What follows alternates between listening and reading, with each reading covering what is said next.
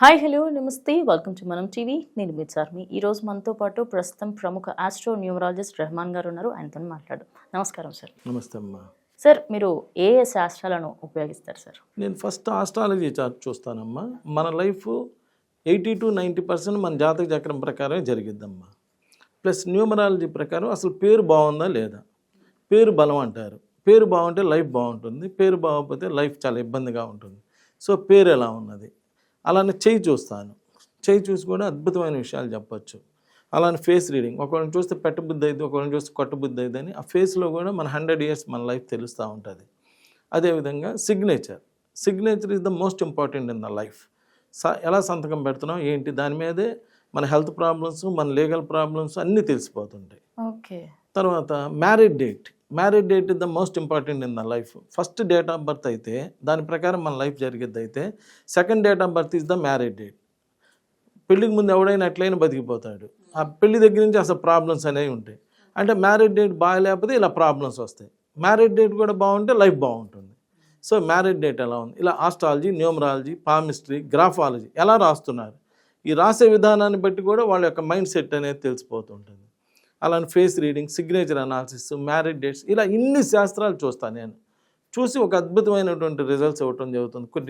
కొన్ని సంవత్సరాల నుంచి ఇలా ఎంతోమంది నా దగ్గరికి వచ్చి ఇలా అన్ని రకాలు చేయించుకొని ఇలా మేలు పొందటం అనేటువంటిది జరుగుతూ ఉంది. సార్, కొంతమంది ఎన్నోసార్లు ట్రై చేస్తూ ఉంటారు, అంటే ఎన్నో డాక్టర్స్ని కలుస్తూ ఉంటారు, కానీ ఎట్లా అయినా కూడా పిల్లలు పుట్టరు. మరి అలాంటి వాళ్ళకి న్యూమరాలజీ పరంగా ఏమైనా నంబర్స్ చేంజ్ చేస్తే ఏమైనా లాభం ఉంటుందా సార్? మీరు ఆలోచించాల్సింది ఏంటంటే, అందరికి పిల్లలు పుడుతున్నారు, మనకు పుడతాం లేదు అంటే ఏదో లోపం ఉంది. అది సైంటిఫిక్గా లోపం ఉందా, పేరులో లోపం ఉంది, ఎక్కడో చూడండి లోపం ఉంది కాబట్టి కలగటం లేదు.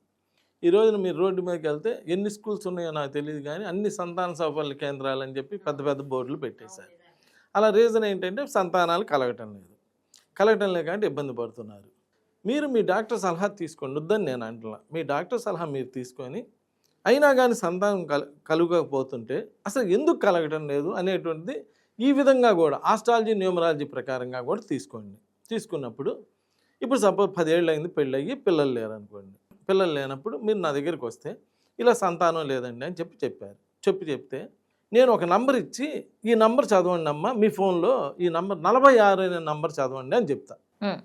46 అనే నంబర్ చదవండి అని చెప్తే అక్కడ రాస్తాడు క్లియర్గా, సంతానం లేని వారు ఈ సంఖ్యను ఉపయోగిస్తే తప్పనిసరిగా సంతాన భాగ్యం కలుగుతుంది అని రాస్తాడు. ఎక్కడ? మీ ఫోన్లో. ఇదేంది ఇట్లా రాశాడండి, సంతానం లేని వాళ్ళకి తప్పనిసరిగా అంట. అమ్మ ఈ నంబర్ పెట్టుకొని సంతానం కలగొచ్చు అంటాడు. డాక్టర్ గారు కూడా ఈ మందులో ఆడండి సంతానం కలగొచ్చు అంటాడు. ఈయన అట్లాండు, సంతానం లేని వారు ఈ సంఖ్యను ఉపయోగిస్తే తప్పనిసరిగా సంతాన భాగ్యం కలిగిద్ది అంటాడు. ఇదేంది ఇట్ట అన్నాడని మీ ఫ్రెండ్స్ ఫోనుల్లో, మీ ప్రపంచవ్యాప్తంగా ఉన్న ఫోనుల్లో అన్ని చదివితే the get good wife and good children అని రాసి ఉంటుంది. ఎమ్మట ఆ నంబర్ అప్లై చేసి కనిపిస్తుందిగా మీకు కూడా. మీ పేరు కొడితే 46 అక్కడ వచ్చేసిద్దిగా.